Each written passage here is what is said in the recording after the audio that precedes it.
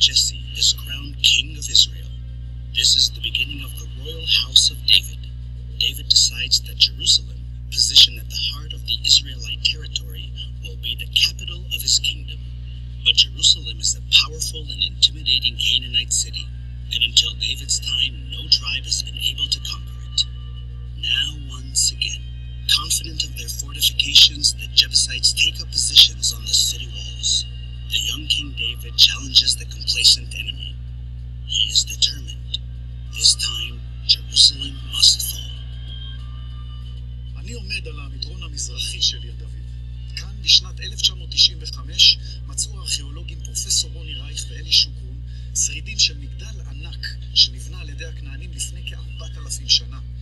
האבנים האלה, שכל אחת מהן שוקלת מספר רב של טונות, הן חלק ממגדל עצום שנבנה ממש כאן בסמוך למעיין הגיחון. You shall not come in here. The Jebusites mock David. They station blind and lame men on the city walls. The message is clear. The city is so strong that even the blind and the lame can easily defend it. דוד מבין שבדרכים מקובלות הוא לא יצליח לכבוש את העיר. הוא צריך לחשוב מחוץ לקופסה. בראש שלו כבר נרקמת מזימה. He promises the esteemed position of head of the army to the soldier who dares to volunteer for this dangerous mission and succeeds. One man rises to the challenge, Joab ben Zeruiah, a tough and daring soldier. But what is the mission? In his challenge, David uses two mysterious words, Viga Batzinor. What is this Tzinor that David is referring to?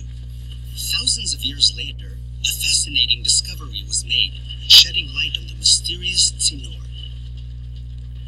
In 1867, the archaeologist Captain Charles Warren crawled through a tunnel near the Gihon spring.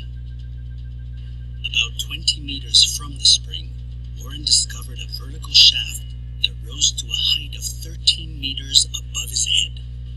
With great effort, Warren climbed to the top of the shaft, where, to his amazement, he discovered that the tunnel continued to rise steeply until it reached the city above.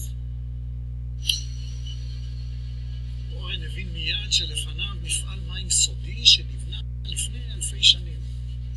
התכנון היה מתוחכם ביותר. הכנענים ידעו שנקודת התורפה של איראן היא המעיין שנמצא מחוץ לחומות העיר.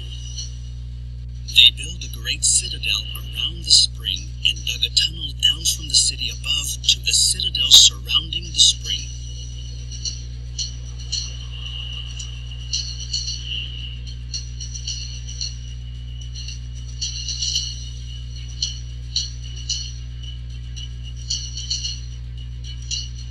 דוד מגלה את מפעל המים הקדום. זה הצינור. He sends Joab ben Zeruiah through this tunnel to infiltrate the city. After Joab exits the tunnel, he runs down to the city gates. The Jebusite soldiers fail to notice him. Joab reaches the city gates and opens them with great force. Before the Jebusites can grasp what has happened, David's soldiers burst through the gates and take the city by surprise.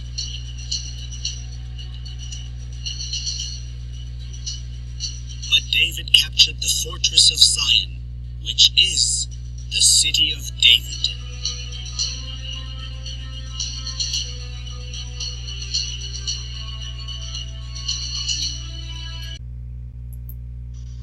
The story of Jerusalem begins at the water itself.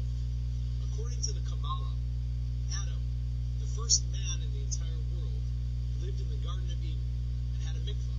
And his mikvah was one of the rivers that surrounded the Garden of Eden, known as the Gihon. This is the Gihon spring.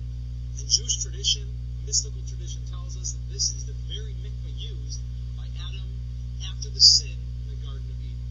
The prominence of this spring continues all the way throughout Jewish tradition. When Abraham goes to sacrifice Isaac, which is just on Mount Moriah, he probably stops at this spring and draws water from the only water source available in the entire area. And when the Canaanites decide to build their city, they build it because of this water source. As we hear, the waters of the Gihon spring are still flowing. This is let's go a little bit closer into the Gihon spring.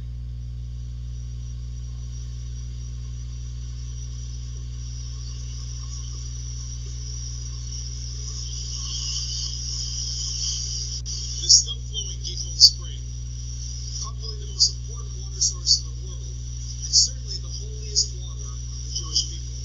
This is the very water upon which Solomon was anointed, and in fact all of the kings of Judea.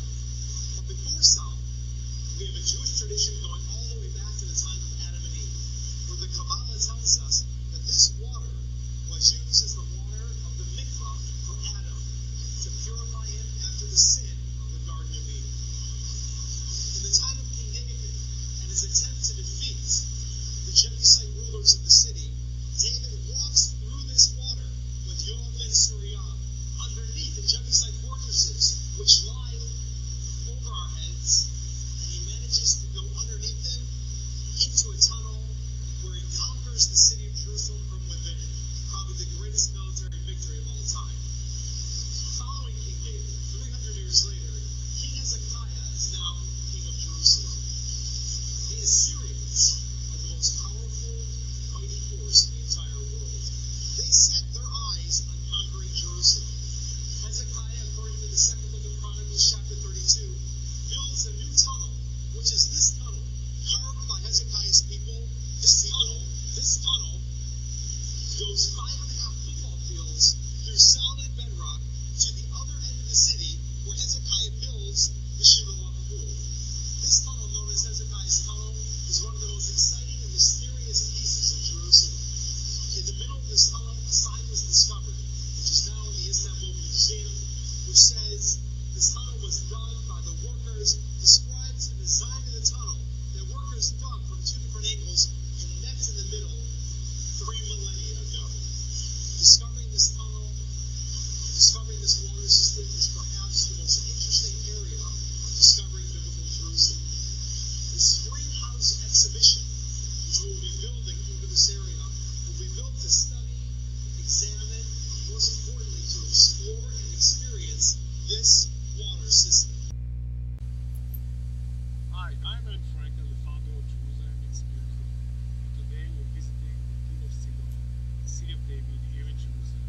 And here with me is Daniel, also known as Digger, an archaeologist and tour guide. So, Danny, what is unique about this place?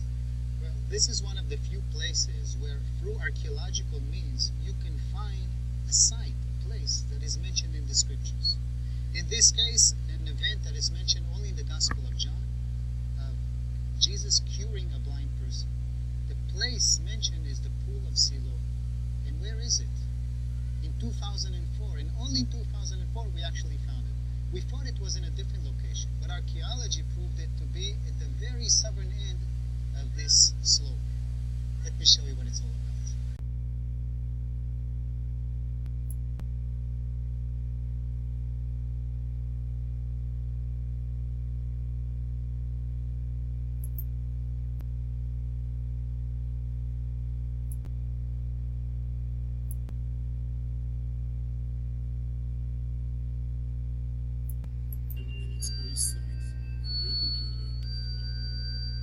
The Gospel of John, and only the Gospel of John, records Jesus performing a miracle at the site called the Pool of Siloan. A blind person approaches him seeking redemption and cure to his blindness. Jesus puts mud on his face and tells him, now wash it off in the water of the Pool of Siloan. The blind person does so and he regains his eyesight. Now the question is, where is this site? In the Byzantine period, the spot of the Pool of Siloam was identified in another location, and a big church was built over it. And until 2004, also modern scholarship thought that's the location. But then, in 2004, maintenance work done here uncovered a set of steps. And yet the corner over here seems to indicate it's not some step street, but it's part of a big immersion pool for the public. Here is an assumption of what the whole thing looked like. We are now looking at just the corner of it over here. And this is dated to the time of Jesus. So this, people, is probably the real Pool of Siloam. this is where Jesus performed his miracle. Where did the water come from? Let's go to the source of the water.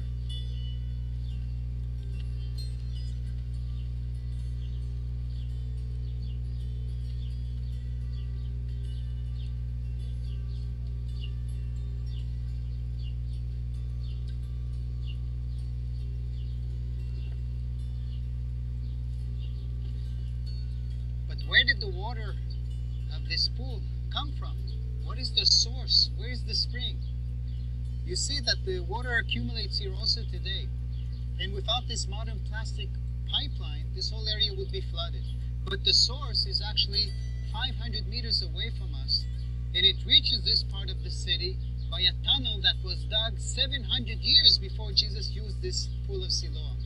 The tunnel that feeds this pool is actually from the Old Testament days, from the time of King Hezekiah.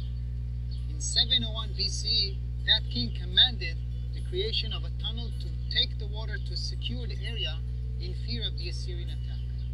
And that kept being used also in the time of Jesus. And in fact, it still works to this day. Let's go and see it.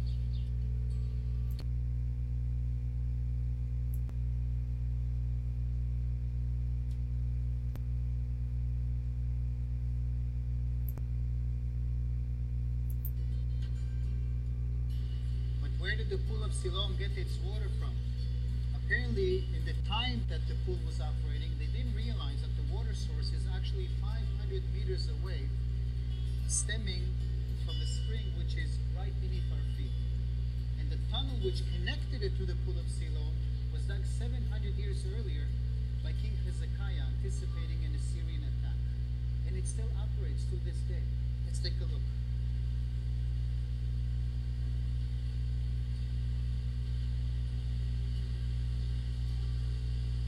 This is the first place where the water can be seen. And this is where the water starts running along the Hezekiah's tunnel all the way to the pool of Siloan.